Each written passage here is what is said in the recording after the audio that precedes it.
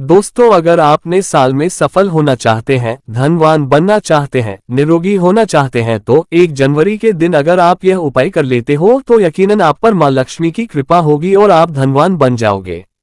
आप धनवान ना बने तो मुझे बताना दोस्तों, बस जो उपाय आपको बताए जाए वह उपाय कर लेना।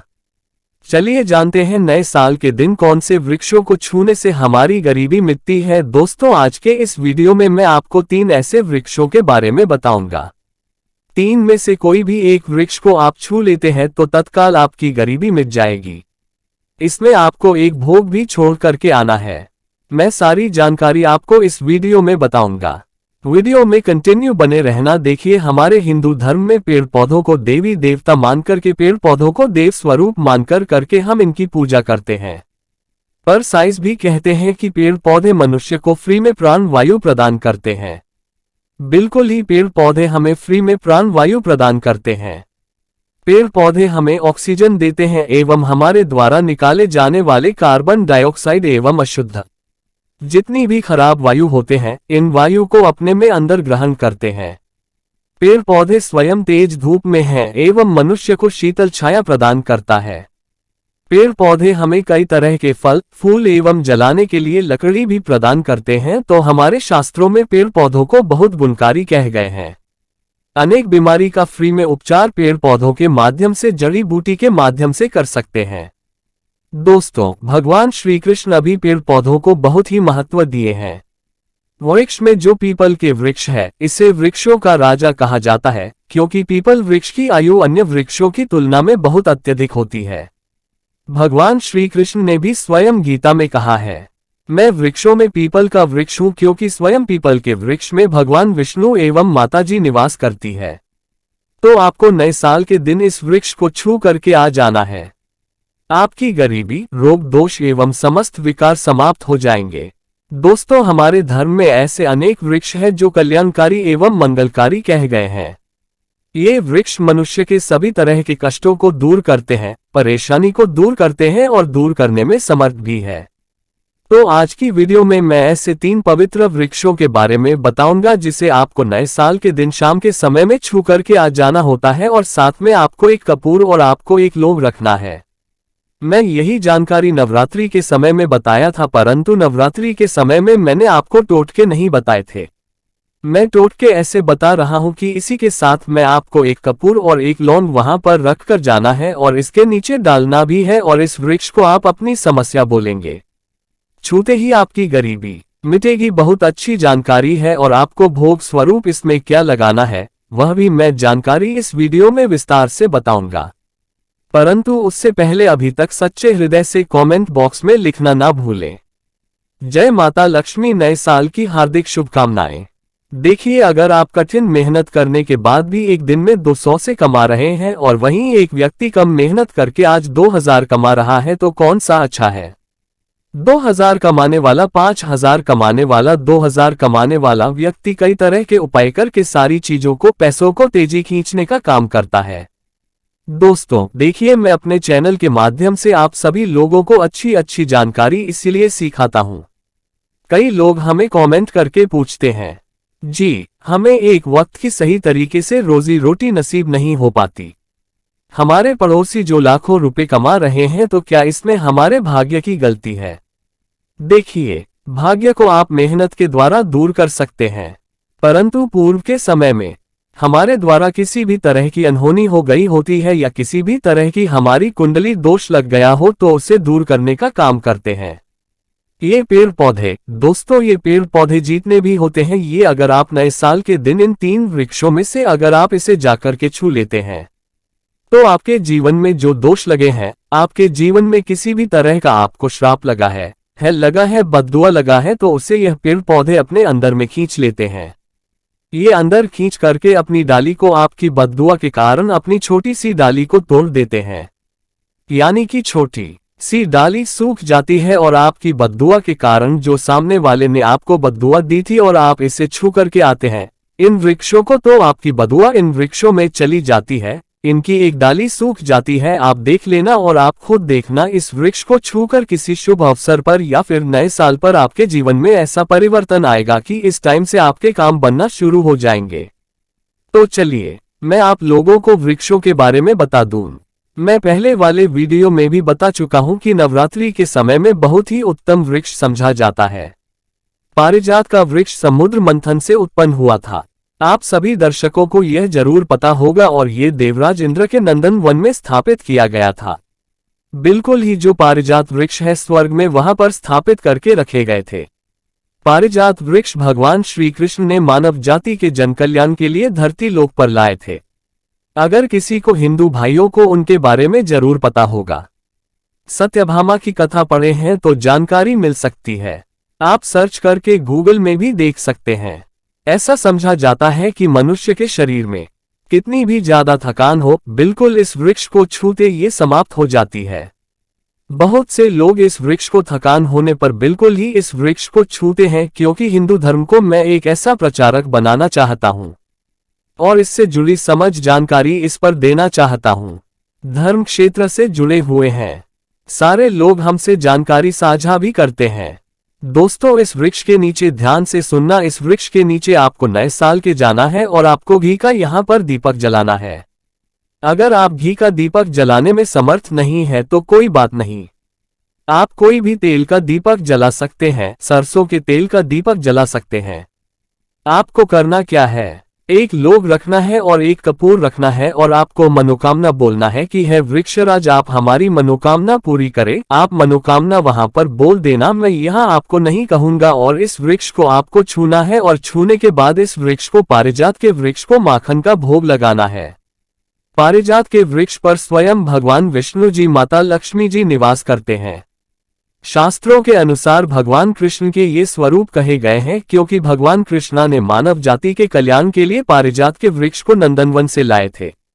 तो इससे छूते ही अगर आपके किसी भी तरह की हाय लगी हो, बददुआ लगी हो, किसी की बुरी नजर लगी हो जिसके कारण आपके बंधे किस्मत के ताले खुल नहीं रही है और आप चाहते हैं कि आपके बंद किस्मत के ताले खुल जाए, बददुआ कट जाए, शनि दोष लगा हुआ है कट जाए, तो इस वृक्ष को छूते हुए और आपको अपनी प्रार्थना बोली है कि हमारी गरीबी को मिटाए। इसे छूते हुए आपको प्रार्थना करना है और एक लौंग आपको एक कपूर तो ले जाना ही है और उसके ऊपर में एक लौंग डाल देना और आपको मक्खन का भोग इसे लगा देना है।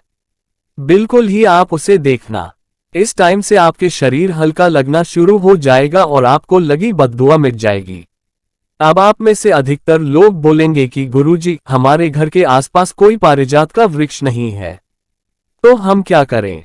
तो चलिए मैं दूसरा वृक्ष बताता हूं। तो दूसरे वृक्ष में है गूल का वृक्ष। गूल के वृक्ष को यहाँ पर मैं इतना उत्तम बताता हूं क्योंकि गूल के वृक्ष को स्वयं भगवान नरसिंहदेव का वरदान हासिल है। क्योंकि गूल के वृक्ष को नरसिंहदेव ने स्वयं वरदान दिया है कि आपका वृक्ष पर एवं आपकी जो माता लक्ष्मी है हम आपके वृक्ष पर निवास करेंगे। और ऐसा भी कहा जाता है कि गूल के वृक्ष के पास से अगर मुर्दे को ले जाया जाए तो उसके सारे पापों को ये वृक्ष लेता है। आप में से बहुत सारे लोगों को लोककथा जरूर पता होगा। तो गूल के वृक्ष को भगवान नरसिंहदेव ने बहुत सारा वरदान दिया है कि आप लोगों के कष्ट भी हरेंगे। तो आपको करना क्या है, नए साल 1 जनवरी के दिन के समय गूल के वृक्ष के पास में जाना है। आप घी का दीपक जला सकते हैं, समर्थ नहीं है तो आप सरसों के तेल का दीपक जला सकते हैं, तिल का तेल का भी जला सकते हैं, तो इसे बहुत ही शुभ समझा जाता है। आपको जलाना है और आपको एक कपूर और एक आपको जैसे रखे लौंग को जलाना है। जैसे अभी मैंने पहले भी बताया है उसी तरह से जलाना है और इसे छूकर के प्रार्थना करना है। आपके वृक्ष पर स्वयं भगवान नरसिंहदेव तथा माता लक्ष्मी जी विराजित हैं। हम प्रार्थना कर रहे हैं कि हमारी गरीबी एवं हमारी परेशानी एवं जो किसी की हमें हाय लगी है, बददुआ लगी है, किसी की बुरी नजर लगी है, हमारे घर में किसी को नजर दोष लगा है, सारे दोषों को समाप्त कर आप अपने अंदर में समाहित कर लीजिए, खींच लीजिए। इस तरह से आपको प्रार्थना करना है और गूल के वृक्ष को आपको बताशी का भोग लगाना है। बताशी आपको समर्पित कर देने हैं और उसी दिन आपको 5 गूल के फल लाना है। 1 जनवरी नए साल के दिन ऐसा समझा जाता है कि जो व्यक्ति लाल कलर की चुनरी में गूल के पके हुए फल को लाते हैं, बंद करके और इस पूजा करने के बाद और इस धन पेटी में रखते हैं, तो ऐसा समझा जाता है आजीवन ऐसे व्यक्ति के जीवन में, ऐसे व्यक्ति के घर में धन दौलत की कमी कभी नहीं होती। गुलर के वृक्ष को साक्षात माता लक्ष्मी के स्वरूप कहे गए हैं। गुलर के वृक्ष पर माता लक्ष्मी विराजमान रहते हैं, तो आपको यही कामना करना है। आपको प्रार्थना बोलते हुए आपको इसे छूना है और जो मैं प्रक्रिया बता रहा हूं 5 इसके फल जरूर ले आना और ला करके नए साल के दिन पूजा पाठ करने के बाद आपको इसे अपने धन स्थान में जरूर है। आजीवन आपके जीवन में धन की कमी कभी नहीं होगी। दोस्तों, तो चलिए मैं आप लोगों को इसके बाद तीसरा पौधा बता देता हूं।